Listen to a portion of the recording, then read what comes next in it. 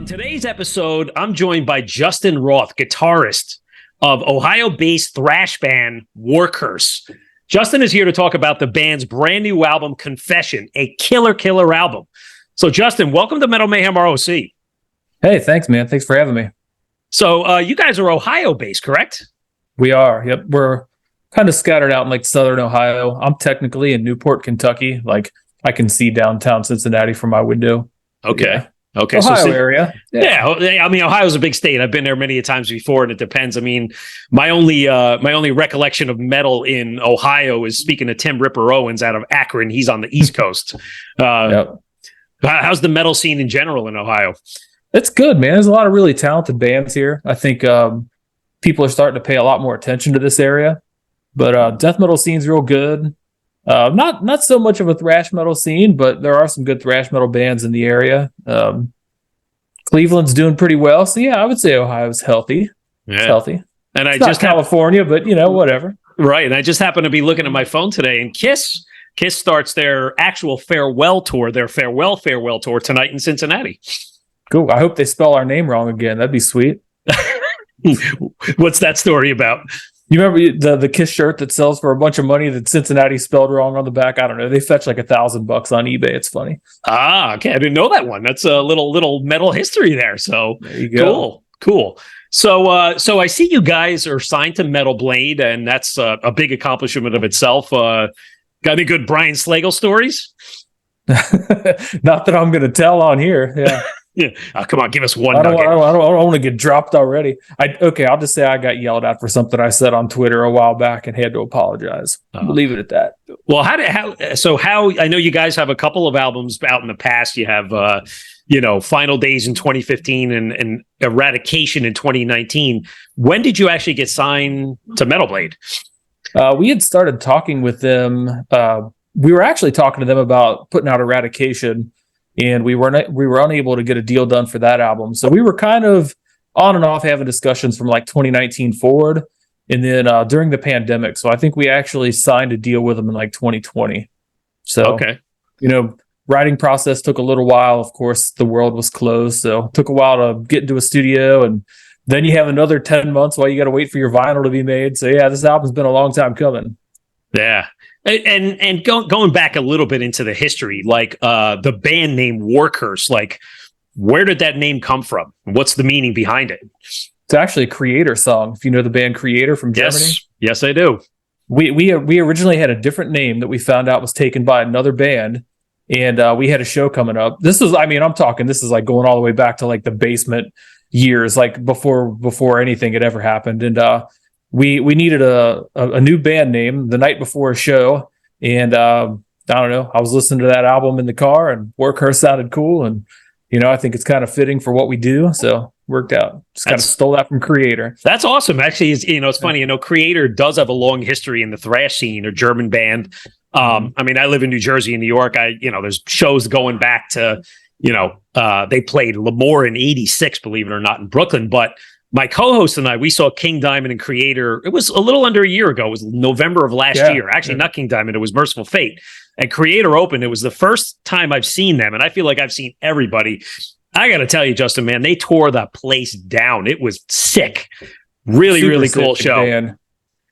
Yeah, my brother decided to get married the night of that tour, man. It was a tough call. Like, piss the entire family or go see Creator. So I probably should have went and saw Creator, but yeah, hindsight and all that. As long as he has a nice, long, lengthy, happy marriage, if it doesn't work out in the long run, then you're going to remind him of that someday. Absolutely. Yeah, it was cool, man. I met Millie Petroza, the singer, guitar player of Creator. Yeah. I met him. I think we were at like Download Madrid, and I gave him a guitar pick, and it was like a total nerdy thing. But he looked at it, he saw it, he loved it. So got the sign off from the man himself. So I don't feel so bad about stealing the name. That's incredible. So again, maybe I was kind of new to War Curse, and your press publicist Liz. We do a lot of work together with her, and she's always passing things over to us that she says, "Hey, you guys should check out this band. This is right in your wheelhouse." And when I took a listen to the new album, first time I listened to it, I said, all right, there's something here. Second time, all right, I'm liking this. By third or fourth time, I'm like, this is fucking killer. But You guys have a old style thrash sound, definitely to it. You hate to kind of reference other bands' names, but then you go on your website and you guys do mention it. You say you're kind of Bay Area thrash 90s sound with that new aggression sound. So maybe what sound do you describe your band as? I don't know. I mean, that's probably a remnant from the past, that quote there. But yeah, I mean, our first couple albums, I think, do sound very kind of classic Bay Area, Death Angel, Testament sort of stuff. Yeah, that's the stuff that I grew up listening to, so it makes sense.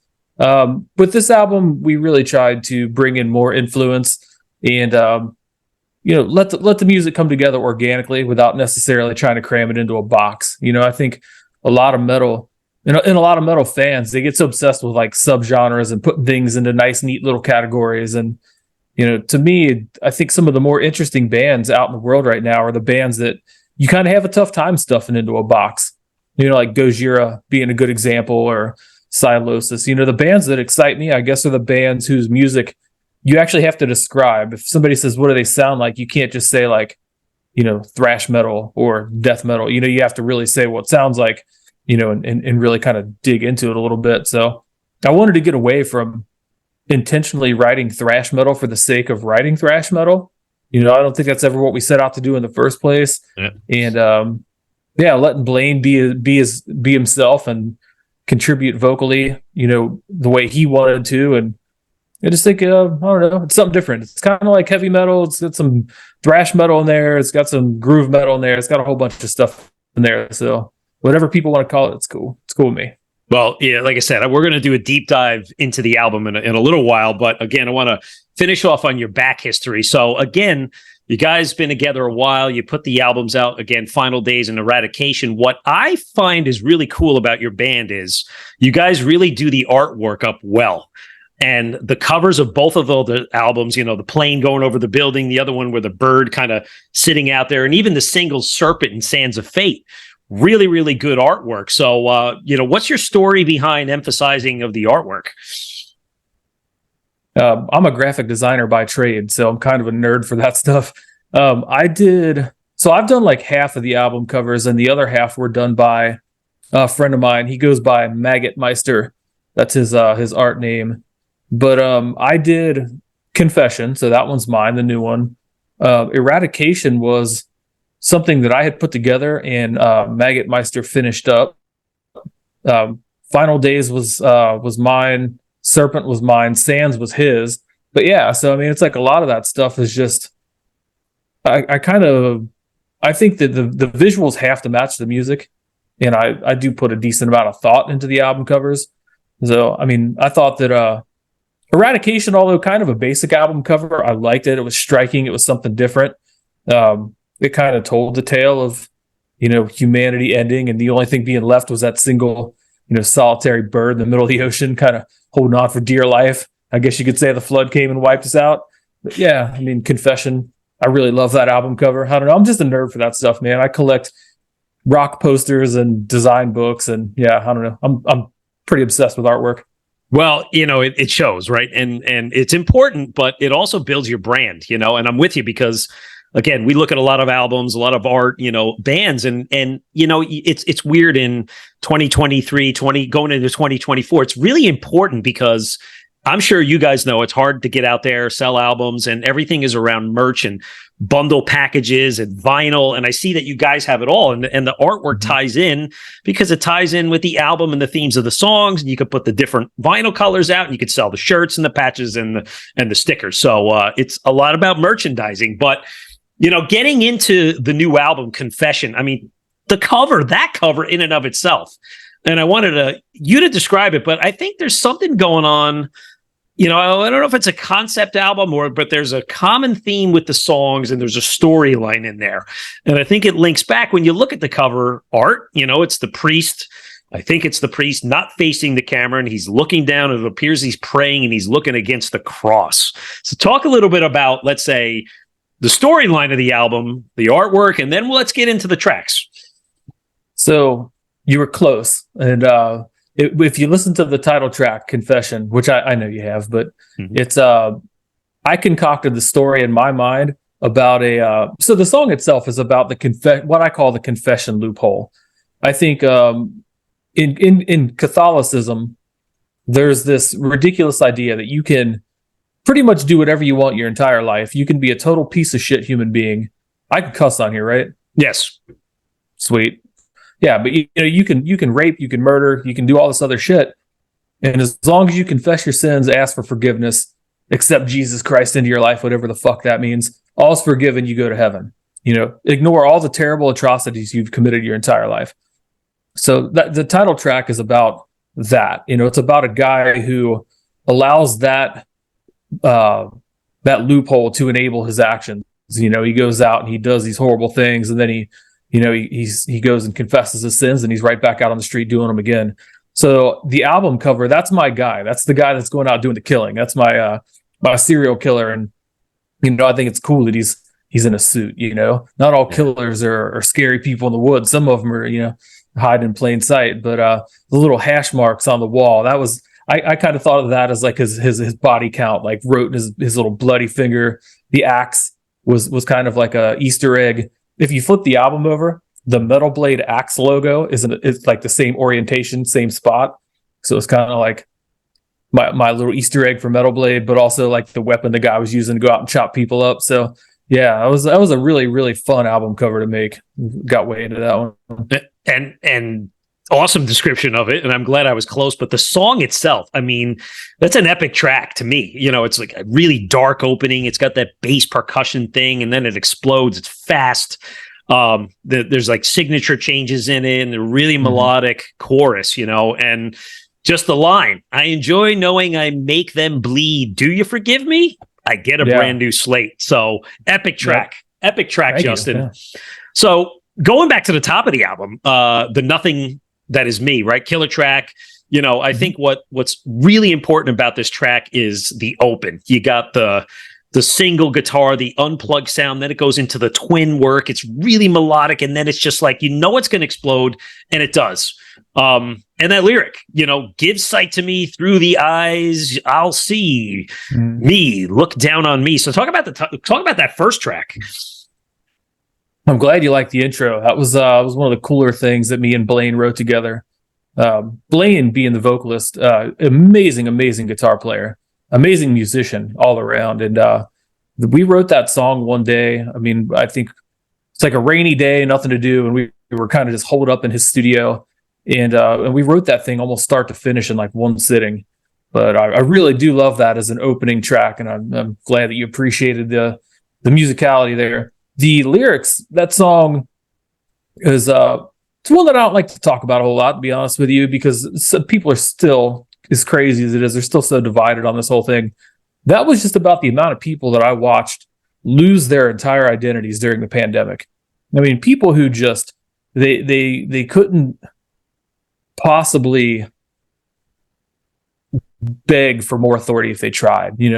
People who, you're wearing 3 masks in your car, you're getting 37 vaccines and you're still afraid to leave your house. They just let the messaging was almost too strong. The fear mongering and the social engineering it was too powerful. And there's some people that are never going to recover from it. So those are people that just watch themselves disappear.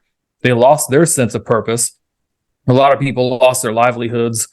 A lot of people disconnected themselves from friends and family who disagreed with them on certain things. It was just people who isolated themselves from the entire world. And to me, they just became nothing. It was just take my life away, lock me in a fucking room, tell me when it's okay to come out. And it was really sad to watch that happen with so many people that I knew that weren't authoritarians before that happened. So that was kind of the backdrop for that song.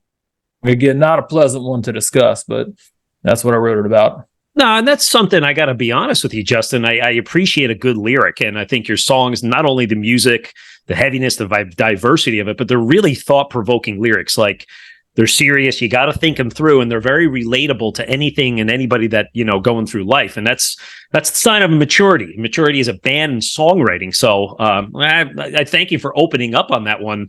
And there's a lot of that stuff on the album. I mean, you think about, like, again, the title track. How about the second song, Fortress of Agony? Behind the walls to silence the screams, away from my eyes where no one will see without an ounce of humanity. Yeah, I mean that was actually a difficult song to write. I wrote that song like so many people. I'm absolutely perplexed that nobody other than Ghislaine Maxwell's in jail over this entire Jeffrey Epstein thing. Yeah. And when you look at the amount of children every year that are sex trafficked, that are ripped from their homes and thrown into these dark fortresses of fucking agony, that's how I see it. I wrote that song about those kids, and I kind of, at first, I hope that might be a single and maybe would be used to, maybe shed some light on it. Not that it needs more. I think it's commonly talked about, but amazingly, it still happens every day. So yeah, it was kind of written from the point of view of somebody who's, ripped from their home and thrown into this horrible existence, So, yeah, it's kind of a heavy song. Sorry to bring the mood so far down, but you asked, No. And you know what? And the stuff is heavy on the album, and that's okay, right? That's the reality of the world we live in. Yep. Come on. I mean, what are you going to go back to the 80s and talk about, banging somebody in the back of a Camaro? Come on, Yep. man. Like, those days are, maybe they're not over, but that's not what 2023 is. Speaking of, let's call it your so-called singles, right? You have a couple videos out on YouTube. The Convoy was your promo video, the one with the cool truck in the front, and the other one, Miracle Broker. Now, both of those, what I like about both of those is, they're a little catchier, they're a little more melodic. What I think is nice about both of those tracks is the riffs are, they're kind of simple and repeated riffs, but they allow, let's say, Blaine to come into the spotlight, and you hear the songwriting and the singing and the message of the song get across better. It's not buried in the music, but obviously on the topic, and I did watch the YouTube video yesterday of Miracle Broker, and what's buried at the bottom, if you don't look close enough, is you adding your comment, your perspective in the little message below. So I know this one's another one that probably hits your nerve, but maybe talk a little bit about Miracle Broker and Organized Religion and the Convoy. Yeah, so there was, like you said earlier, there's kind of a reoccurring theme throughout the album. Confession being kind of the obvious one in the title track, but Miracle Broker tied into it, as did Return to Dust, which was that's a quote just ripped straight from the Bible and used as a backdrop for a different kind of situation. But with Miracle Broker, you can have fun with some of the shit. It doesn't have to be deadly serious all the time. Growing up, my grandma watched, what was it called? The 700 Club? Is that? Oh, yeah. I think. Yeah. And you'd see this goofy shit, paraplegics hopping out of wheelchairs and blind men that can see all of a sudden and all this crazy shit. So, in a modern day context, you've got the Joel Osteens of the world and the Kenneth Copelands and these mega church, mega crazy millionaires. They might be billionaires for all I know, but, they don't give a goddamn thing back to the people that give them money. They're just grifters. And, they're just kind of selling snake oil to fools. If you buy into the shit, I guess maybe you deserve to be taken for a ride. But I wanted to have a little fun and talk about those people. So, the term Miracle Broker, that was the title that I had in my phone for a couple years. And I always wanted to get around to writing a song about that. And it's these people just, they're selling fake miracles. It's ridiculous. So. Had a little fun with that. Had a lot of fun making that video. I thought that was a pretty cool track. It is, and it's fun how how you kind of interface. Like I like how there's like some fire burning, and then you have all these like backdrops of these religious leaders and people fainting at the altar, and they're kind of blended in with Blaine. It's very, very well done video. Very creative. Thank you. Yeah, hats off to so Brian Thornburn, or Bone as we call him. He's actually the guy that engineered the first two albums. He's one of those crazy talented guys that can do everything. But he recorded, mixed and mastered the first couple albums, and then also did the music video for Serpent and for that. So like he's just kind of our go-to guy to get things done, and he's badass at making videos. So we gave him a very loose concept, and he ran with it. So great job, Bone. Yeah, it's a good one. I mean, talking a little bit about the song, The Convoy. I mean, it's one of those we the people, we have to stand up for what's right, and all for one for all. But is there something specific behind that one you're getting at? Yeah, I mean, it kind of throws back to the first song a little bit, and And there was a little bit of bickering when this one came out. It's to be expected, when you finally got a little bit of attention on you or a spotlight on you. People kind of took that as like complaining about masks and vaccines. It was nothing about that. It was about this. There's no circumstance I can think of where it's okay for a government to shut down the bank accounts of private citizens, especially over a protest. So, the Freedom Convoy, the whole thing that happened in Canada, to me, that was just absolutely terrifying. And, the people who are okay with it now, they're only okay with it now because it's the opposite side of the conversation that's being victimized. But they wouldn't be okay with it if it was their side, if it was one of their protests. And next thing you know, your bank account's zapped, and you can't afford to feed your family, or your money's gone, or you donated to a cause and they shut your bank account down. That is gross, unchecked authority that we have never seen in our lifetime. And that's Blaine actually wrote the lyrics to that one. I write most of the lyrics. He wrote the lyrics for that, and I just sort of massaged it, and we made a cool song out of it. But that's what that was about, man. Just about just gross abuse of power. Yeah. Yeah. Yep. I think Justin Trudeau should be buried under the fucking jail, to be honest with you. That guy's a piece of shit. Well, you know what? That's what you get when you live in a socialist country, right? Everybody thinks it's better somewhere else. Yep. Go ahead, give it a shot, right? Yep, give it a shot. I was going to say, I got loads of Canadian friends. Our longtime publicist, Curtis Dewar, he's Canadian. I got friends all over Canada, all over the Canadian map, and they all hate the guy. So I'm not, I don't think I'm at risk of pissing anybody off here. It seems like a general consensus up there. They don't like him any more than we like our guy. So fuck it. I tell you, go out and check out Prong's new album, State of Emergency. We had Tommy Victor on our show recently. I think, knowing the kind of guy you are, Justin, sink your teeth into that album. You'll appreciate it. You'll relate to it. We've got some mutual friends. We've had some conversations about that. Yeah. He's a cool dude. Yeah. He's a good guy. That's awesome. So going back to, let's say, the music on some of the songs, you mentioned Return to Dust. From a musical point of view, I love this fucking song because it's heavy. The cymbals, the double bass, there's a groove to it. And at the end, it's just and it's just like, and then that line, cut the head from the snake and watch it die. No more. I've severed the ties. It's fucking killer song. That one, like, you could really jam to. And then Power of the Powerless. I mean, I hear a little bit of Chuck Billy in the vocal there. Let's not lie. And it's okay. It's a great thing. He's a legend. Again, another really good, diverse, strong songs. So talk a little bit about those tracks. Well, so I guess we'll start with Power of the Powerless. I love that song. Love it. And the working title of that song is Killdozer. And we wrote that about Merv Heemeyer, the guy that built the Killdozer. Yeah. So that was, I'm not saying, you get mad, you get, bulldoze half your town, but it's pretty fucking badass that he did it, and the guy's a legend for it. But so that was kind of the lyrical theme there anyway. The swan song of a desperate man, not what I wanted, but you forced my hand. I feel like they backed that poor guy into a corner to the point where he just had to fight his way out, man. And what was the other one we were just talking about? Return to Dust. Return to Dust. Yeah.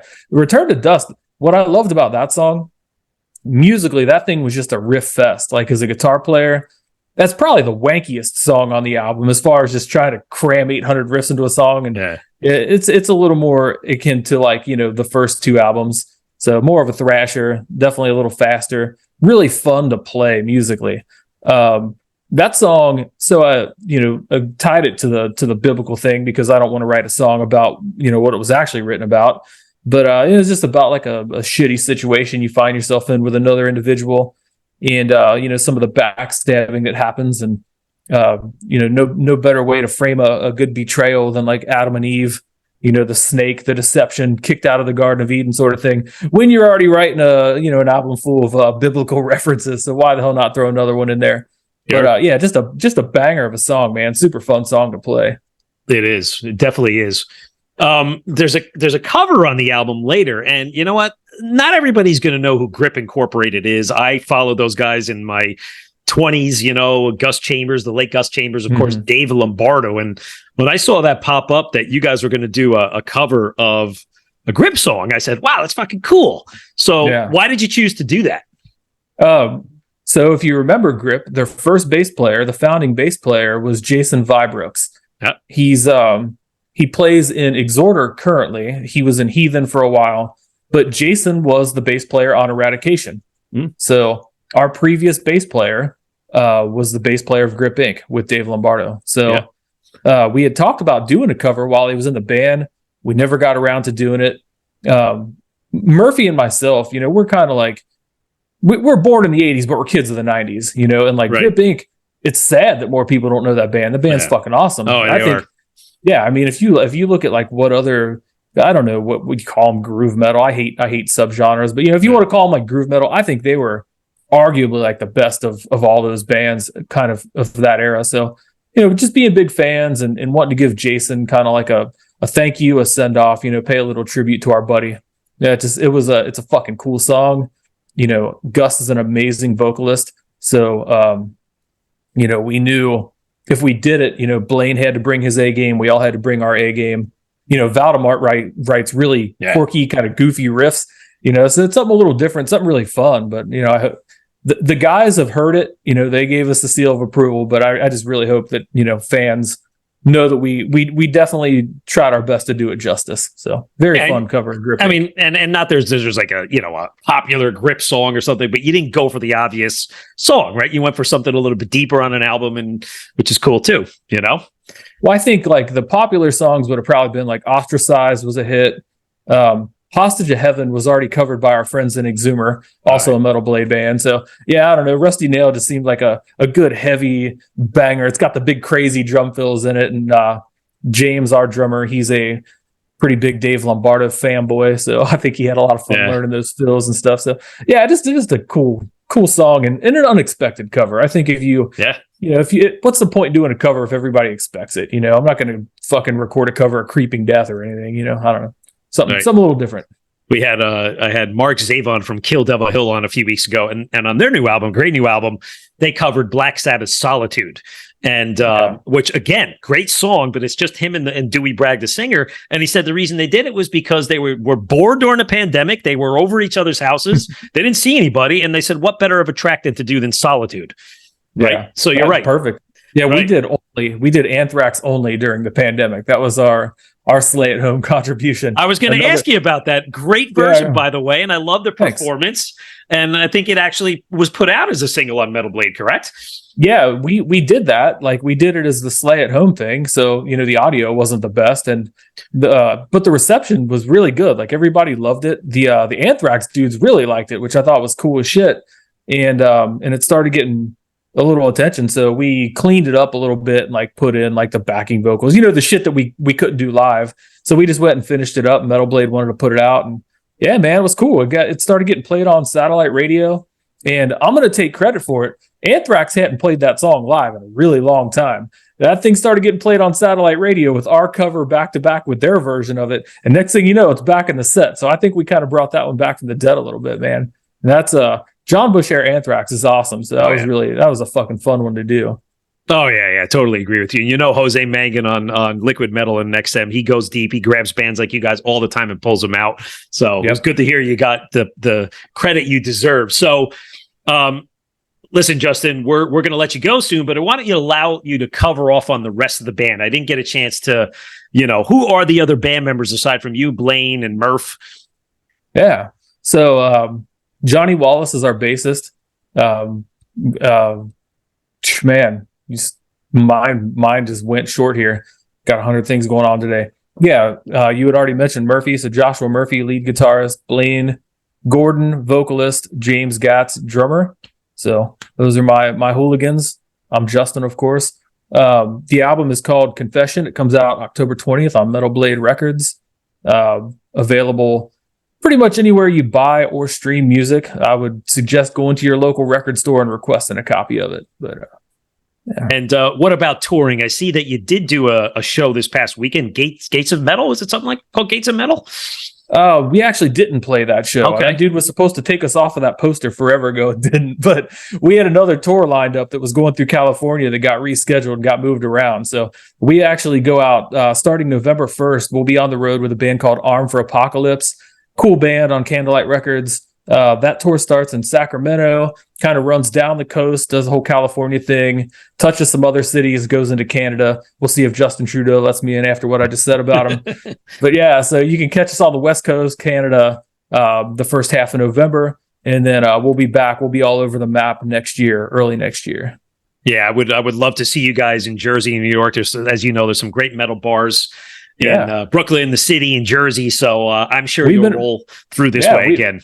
We've been up there a handful of times. You know, we always have good shows up there. I was actually just talking to somebody right before we hopped on here about we played St. Vitus with Exhort. Oh, yeah. And it was just a badass show. But yeah, we need to get back up there, man. Now I think that was the last time we played New York was that show. And I think it was like 2018 or 19. So we're well overdue to come back up there. Yeah, that is the place to go for like small metal bars. I mean, I'm actually thinking of going there this Saturday. Canadian band Exciter's playing there. Oh, hell yeah. You know, it's not easy to get to. It's like, you know, it's 20 miles away, but it could take you an hour and a half. But at the same token, and there's a place in Jersey similar to that called Dingbats. So if you ever come that way, look up Dingbats, and I'm sure they could book you to come. It'd be great to have you there. Absolutely, man. We're ready to go anywhere and everywhere. So yeah, you'll definitely see us up there. Okay, so the new album Confession, it's out October 20th, tour dates to come. Justin, what are your socials? Where can our listeners find out all about the band? Now, we're on Facebook, Instagram all the time. We have a Twitter. We suck at using it. Warcurse.com. That'll link you to all the stuff we're doing. Check it out on Metal Blade's website. You can find the album pretty much anywhere, and you can stream us on all your usual platforms. So if it's on the internet, we're probably there. Well, again, I wish you the best with this album. It is great. I say that with all sincerity. I've been spinning it all week. Can't wait to share it with our listeners and get my friends to listen to it. And, best of luck. And we'll see you down the line, and we'll have you back on again. Absolutely. Thank you. It's been a good time. All right, Justin. Thank you. All the best. Keep it fucking heavy, bro.